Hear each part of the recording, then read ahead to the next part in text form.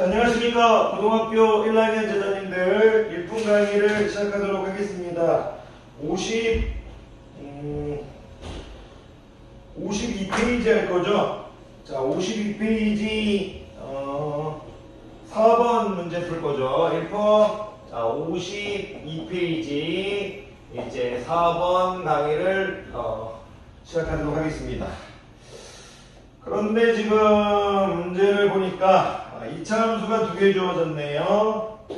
y는 이제 fx란 2차 함수와 y는 gx란 2차 함수가 주어졌는데 최고차항의 개수가 1이 납니다. 최고차항의 이제 개수가 1이 납니다. 1이다. 오케이. 이런 그래프가 그려져 있는 거네요. 어떤 직선이 이렇게 하나 주어져 있고 2차 함수가 두 개 그려져 있는데 2차 함수가 이런 식으로 해서 이제 두 개 그려져 있는데 이런 식으로 해서 이제 두 개 그려져 있는데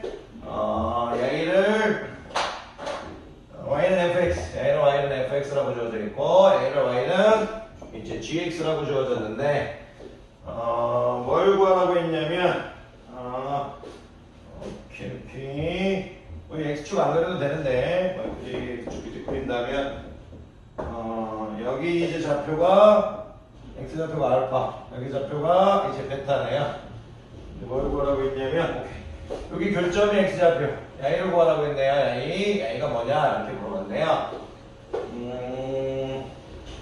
요거는 이제 여러분들이 이제 지금은 좀 어렵지만 이제 여러분들 이제 고학년이 되면요 이게 바로 답이 나옵니다. 이런 유형은 지금 최고차항의 개수가 1이다. y하고 y가 뭐냐면 이제 폭이 같다 이거예요. 폭이 같다 이거예요. 최고차항의 개수가 같다는 폭이 같다. 그럼 이게 무슨 얘기냐? 평행이동하는 거래. 평행이동했다 이거. 평행이동. 이걸 잊지 마십시오. 평행이동.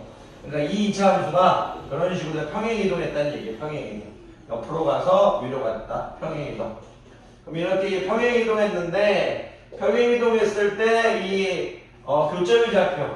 결론부터 얘기하면 얘는 이제 2분의 알파 플러스 베타. 이제 알파와 베타의 중점입니다. 그래서 답은 몇 번이냐면 이제 5번이 되는데 여러분들은 아직 이게 좀 어려우니까 어려울 수 있습니다만 오늘 수업이 끝나면 바로 이렇게 이제 2분의 알파 플러스 베타가 이제 답인 걸 나와야 됩니다. 선생님이 오늘 요 영상 조금 길게 찍을게요. 이거 찍고 커피 한 잔 마시고 5번, 6번 바로 풀도록 할게요. 그러면 이제 여러분들이 여기서 아셔야 될 건 뭐냐면 일단 y가 이제 접점이라는 얘기예요. 이 접점은 이제 방정식에서 중근이죠. 접한다는 건 방정식에서 중근이에요. 일단 이걸 알아달라는 얘기예요.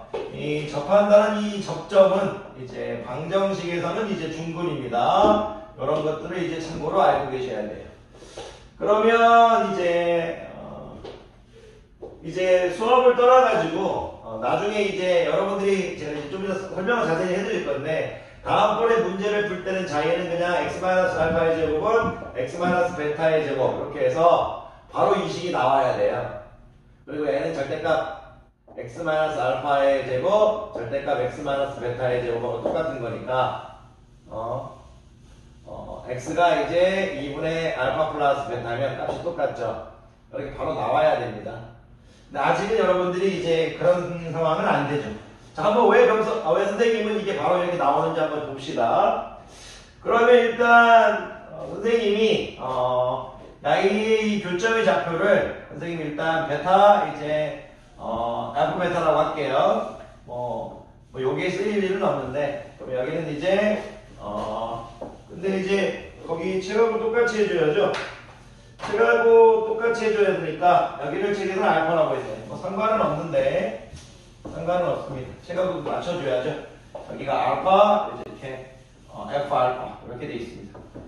그리고 여기가 베타면 이제 베타 이제 g 베타 이렇게 돼 있습니다. 점이 크게 이제 그거는 문제 푸는데 이제 상관없는 내용이지만 그냥 그래도 책하고 똑같이 해주기 위해서 일단 바꿨습니다. 자, 해볼게요. 그 얘기가 뭐냐면 일단 야이 이 두 함수의 이제 위치관계, 두 함수의 이제 위치관계는 방정식으로 하죠. 야이의 이름이 일단 주어졌을 거예요. 야이의 이름이 뭐라고 주어졌나요? mx 플러스 n. 솔직히 야이는 식은 필요 없습니다. 이 식은 필요 없는데 이 문제에서는 이 식이 필요가 없는데 물론 이제 유형이 바뀌면 이제 저 1차 함수의 m과 n이 필요 있는 경우도 있죠. 그런데 지금 이 문제에서는 교점에 이제 x좌표를 구할 때 이 y는 mx 플러스 n 실질적으로 필요는 없어요. 근데 이제 여러분들은 아직 이제 그걸 아직 알 수는 없고요. 나중에 이제 수업이 끝나면 필요 없다는 걸 좀 알아두세요. 자, 어쨌든 이 교점이라는 것은 이제 방정식의 입장에서 야이의 원래 이 방정식의 근이죠. 그러면 이 방정식의 근이라는 건 fx-mx-n의 야이의 근이라는 거죠. 교점의 이 x좌표인 이 알파는 이 방정식의 근이죠. 그런데 이 근이 하나만 나왔다는 얘기예요. 근이 하나만 나왔다는 것은 이제 야이가 이제 중근을 갖는다는 얘기죠. 그러면 요 식이 x-알파의 제곱은 이렇게 되겠죠. 그리고 우변은 0 이렇게 되겠죠. 요 fx-mx-n이 바로 야이식과 똑같다는 얘기예요. 똑같다는 얘기입니다. 최고차의 개수는 당연히 1이겠죠. 왜냐면 fx의 최고차의 개수가 1이라고 했으니까 야이도 최고차의 개수는 1이겠죠. 그래서 여러분 보고 이제 fx-mx-n이라는 식이 x-알파의 제곱하고 식하고 똑같다는 걸 이제 생각해달라는 얘기예요. 그럼 당연히 fx는 어떻게 될 거예요? x-알파의 제곱 플러스 mx 플러스 n이 되겠죠.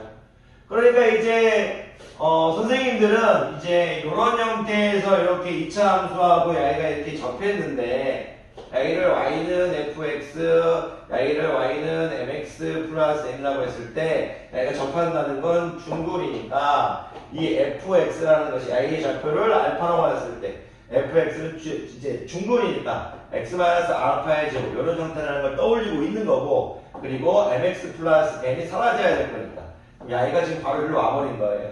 그래 왜 와버렸냐면 야이가 이런 식으로 fx가 이런 식으로 돼버려야 우변에 연립했을 때 요 1차 함수가 연립했을 때 야이가 사라져 버릴 거 아닙니까? 그래서 fx가 바로 나와야 된다는 얘기예요. 저 그림을 보면서 fx가 x-알파의 제곱 플러스 mx 플러스 n이 바로 나올 수 있느냐? 그거를 물어보고 있는 거예요. 그러면 여기서 우리가 또 알아야 될 건 gx가 바로 나와버리겠죠.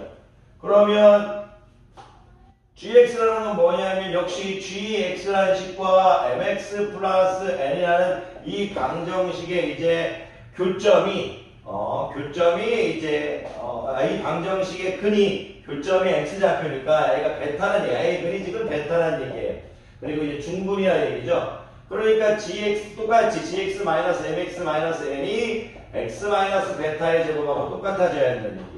그래서 gx가 역시 x-베타의 제곱 플러스 mx 플러스 n인데 이게 바로 나오고 있는 거죠. 그래서 그림을 보고 여러분들이 fx, gx 이렇게 x-베타의 제곱 플러스 mx 플러스 n이 바로 나와야 됩니다.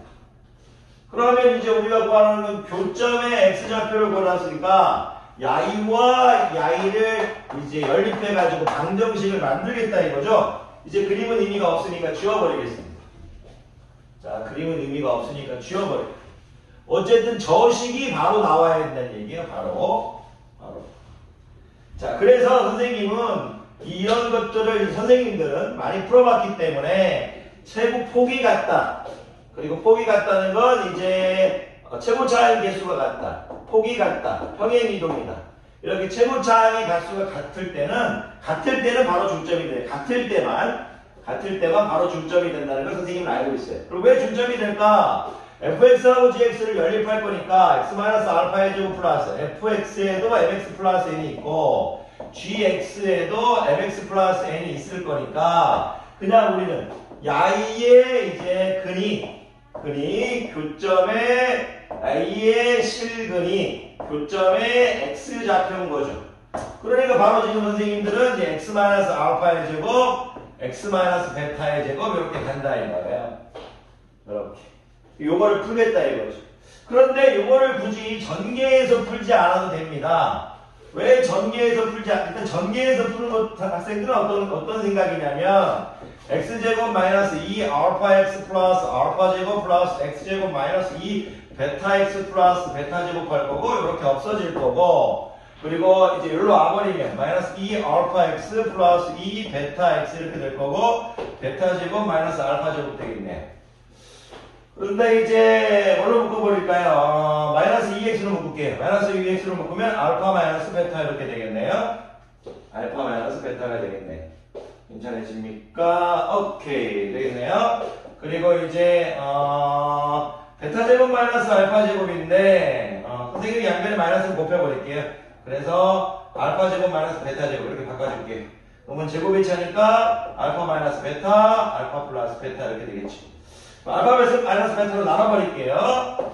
그러면 이제 알파 마이너스 베타가 0이 아니라는 건 이제 그림을 통해서도 이제 우리가 봤었죠. 여기 이제 했을 때 여기가 알파 베타. 근데 아마 문제에는 알파 베타는 뭐 서로 다르다. 뭐 이런 표현은 당연히 있을 겁니다. 오케이 있네요. 여기 알파와 베타는 서로 다르다 있습니다. 그래서 나눌 수 있으니까. 나눈다는 건 얘가 0이 아니라는 얘기잖아요. 그래서 알파와 베타가 다르다는 표현 있을 거다 이겁니다. 그러면 이 x는 알파 플러스 베타고 x는 알파 플러스 베타를 일어나는 알파 플러스 베타의 중점이 되겠습니다. 평균이 되겠습니다. 여러분들 아직 중점에 대해서 잘 안 배워서 평균이라는 표현을 썼습니다.